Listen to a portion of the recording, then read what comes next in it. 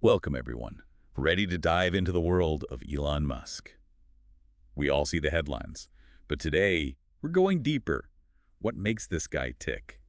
It's interesting, right? We've got stories from his childhood, stuff about his companies, even some personal life stuff.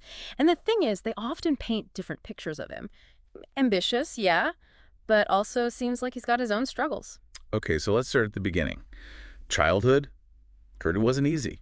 Yeah, South Africa, his early years definitely had their challenges. His dad, Errol, that relationship was tough. I read about this incident, right? Yeah. Elon gets badly hurt in a school fight. Oh, yeah, the one where he ends up with a broken nose, needing surgery. That's the one. And instead of comfort, Errol basically sides with the bully. Later on, he tells a biographer, Elon started the fight, called the other kids stupid, said it was a pattern with Elon. Wow. Talk about kicking a guy when he's down. Makes you wonder how that affects a kid. But, I mean, even with that, there are stories about Elon being super determined, even as a little kid. Totally. There's that story about him, 5 years old, walking across Pretoria to get to his cousin's birthday. He was grounded, but just decided, nope, I'm going. Walked all the way, based on what he remembered from car rides. Got there, climbed a tree so he wouldn't get in trouble, wouldn't come down. That's both amazing and kind of worrisome, Yeah. right? Like willpower, sure, but also where are the boundaries? Is that something you see throughout his life? Definitely. Gets older, but that drive, that kind of obliviousness to social cues, it sticks around. One teacher even suggested to his parents, maybe he's retarded, zoning out, staring out the window, clearly bright, but connecting with people normally. Seemed tough. So rough childhood, father issues, and hints of brilliance but struggling socially. Think these things connect to the Elon Musk we know today. It's hard to say for sure, but it's got to be relevant, right? To understand his drive, his ambition, maybe even some of the more controversial stuff. Makes sense. So this kid with this unique background, how does he become, well, Elon Musk? What's the first step? It starts with moving to Canada, 1989, eventually joins his brother Kimball, then off to the U.S., University of Pennsylvania. That's where the entrepreneur thing really takes off. Zip2, first startup, right? Tell us about it. Basically, an early online city guide. Like, imagine an interactive Yellow Pages, but way ahead of its time. Elon coded it himself. Digital maps, business listings, Zoom, cursor. Stuff we take for granted now, but back then, groundbreaking. Google Maps before Google Maps. Exactly. They end up selling it for, get this, $307 million. Not bad for a $28,000 loan from his dad. But even then, you see that strong personality, those clashes with people. I've heard about the investor battles, colleague clashes. Spill the tea. He's got this vision for Zip2 and he's pushing it hard. Doesn't matter who he annoys. Wants to focus on consumers, not just being some back end for newspapers, which is what some investors wanted. It's like a preview of his management style later on. Bold, visionary, and not always the easiest guy to work with. Success, but also some early friction. What's next for him? He's thinking bigger, wants to change how we pay for stuff online. That's where PayPal comes in. The one that actually made online payments easy. How'd that happen? It's actually a merger. Elon's company, X.com, and Peter Thiel's Confinity. Combine forces, and boom, PayPal. It explodes, takes over eBay transactions, just massive growth. But I'm guessing it wasn't all sunshine and roses, even with PayPal. You got it. Elon, he's got this huge vision, wants to make it a giant in financial services, but internally there's pushback. People like Reid Hoffman, who went on to co-found LinkedIn, they're thinking, let's focus on eBay, solidify that. Did they listen to him? Nope. Tension builds, and while Elon's on vacation in Australia, guess what? Ousted as CEO. Hold up. Fired on vacation. That's rough. It's a turning point, though. A setback, sure, but it frees him up. Now he can focus on his real passions, space and electric cars. Wait, so he's starting SpaceX, A&D, getting into Tesla around the same time. Is he trying to make his life as complicated as possible? Seems like it, right? And this is just after recovering from malaria, almost died. But setbacks seem to fuel him. He's convinced humanity needs a backup plan. Existential threats, you know. Backup plan. Interesting. Where'd that come from? Space, man. Lifelong fascination. All those sci-fi books he read as a kid. Space exploration. Essential for humans to survive long term. That's his thinking. And with the PayPal money, well, he can actually try to make it happen. So he just decides, I'm going to build rockets now. Pretty much. Tries to buy them from Russia first, but that trip. Disaster. They treat him like a nobody, keep jacking up the price. Can't imagine he liked that. Nope. Makes him even more determined to do things his way. Applies his first principles thinking, break it down to the basics. Realizes rockets are way overpriced. Huge potential for innovation, for cutting costs. Screw it, I'll do it myself. SpaceX is born. That's our Elon. And not just SpaceX. He's pouring money into Tesla, too. Tiny company back then, trying to make electric cars cool. Two ambitious companies, fresh off a serious illness, just got fired. Stressful much. You have no idea. Then, 2008 hits. Financial crisis almost wipes him out. Both SpaceX and Tesla on the verge of bankruptcy. I read about that time. Every penny he had trying to keep them afloat. Yep. Crashing on friends' couches, maxed out credit cards, even gets his brother to invest everything. Huge pressure, work, personal life. His marriage to Justine Musk, falling apart. We get this straight. Yeah. Companies bleeding cash, marriage in shambles, global economy imploding. Yeah. Most people would have given up. What does Elon do? He goes all in. Massive loans, convinces investors to hang on, and somehow defies the odds, pulls both companies back from the edge. That's wild. Like he loves proving everyone wrong, even himself. That's key to understanding him, right? Impossible goals. He sets them and chases them no matter what anyone says. This is where it gets really good. Mm-hmm. Because both SpaceX and Tesla are struggling. Then, bam, something incredible happens. Tell us about that turning point. So last we left off, SpaceX and Tesla hanging by a thread, 2008, everything's going crazy. Make or deny time for Elon and those huge dreams of his. Right. And just when it looks like it's all over, things change, and it's almost unbelievable. December 2008, SpaceX gets a contract from NASA, $1.6 billion, to deliver cargo to the International Space Station. Talk about a saving grace. That must have felt incredible for Elon and the whole team. Total game changer. Proves their tech works, pumps money into the company, and suddenly they're a real player in the space industry. What about Tesla? Did they get their own miracle? They did.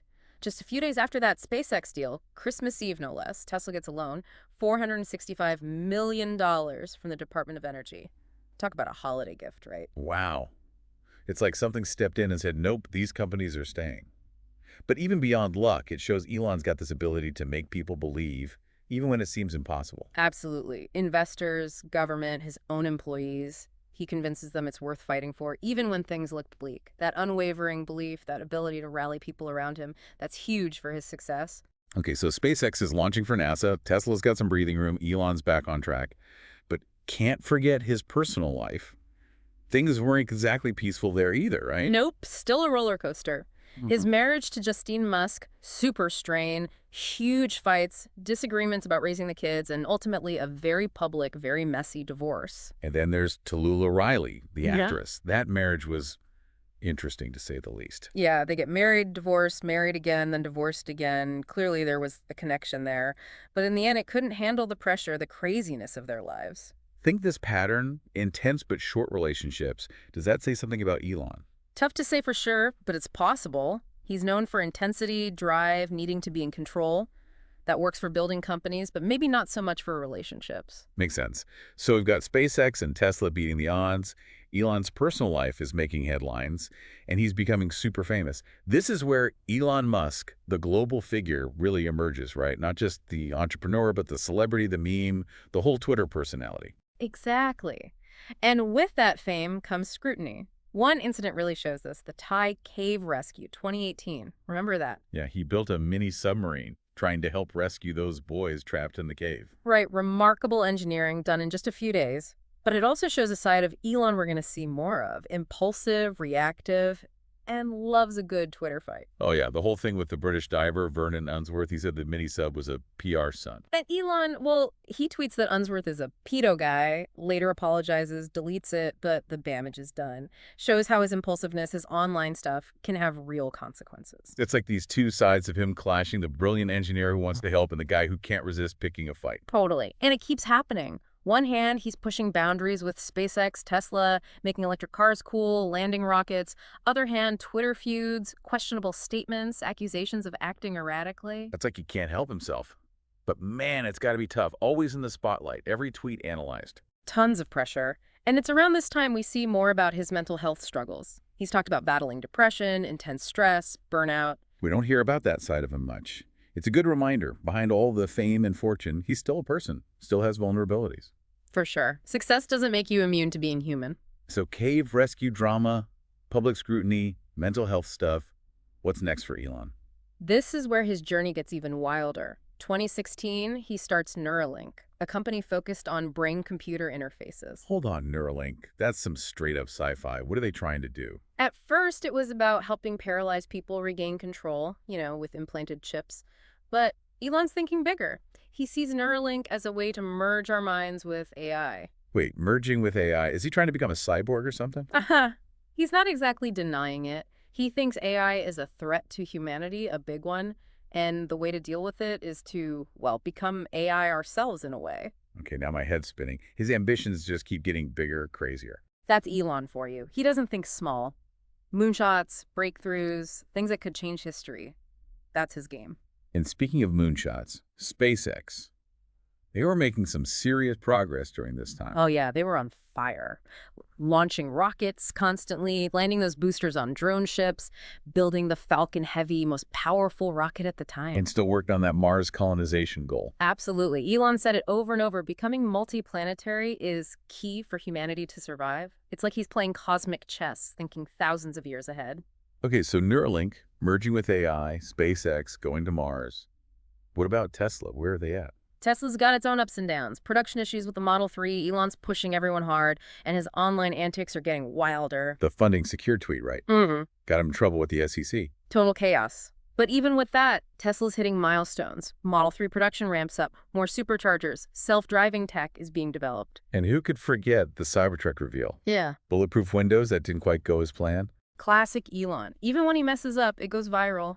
It's all part of the plan. Push boundaries, create buzz, build a cult following. Okay, so let's recap. SpaceX going to Mars, Neuralink merging with AI, Tesla pushing the limits of electric vehicles, and Elon himself. More and more controversial, a polarizing figure. What happens next? Well, this is where Elon Musk becomes a global influencer, a meme lord, the Twitter provocateur. His personal life takes more twists and turns, his politics evolve, and he sets his sights on something even bigger, taking over Twitter. Oh man, the Twitter takeover, that was a whole thing. But we'll save that juicy story for the final part of our deep dive. All right, buckle up everyone. The final chapter, Elon and Twitter. Yeah, a move that kind of shook everyone up. Tech industry, beyond that even. Early 2022, he starts buying Twitter stock, ends up the biggest shareholder. Right, and at first you think, okay, maybe he joins the board, works from the inside. But this is Elon, right? Subtlety, not his thing. Exactly. Suddenly, boom, hostile takeover bid for the whole company. Everyone's like, what? $54.20 a share. Not just a premium price, but a little 420 reference in there. Bold move. Some would say crazy. Didn't even have the money lined up yet.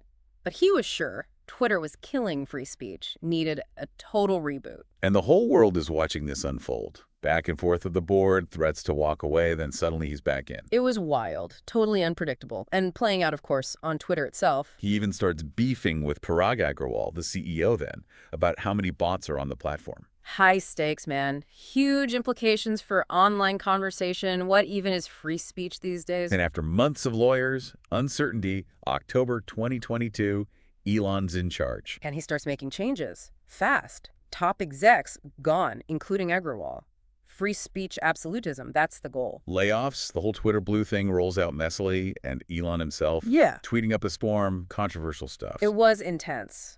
For the company, for people using it. There were some interesting things happening, too. The Twitter files, right? Internal messages about how they decided what to allow, what to censor. People got a peek behind the curtain how Twitter was working, started debates about censorship, free speech, the power these tech companies have. Typical Elon, right?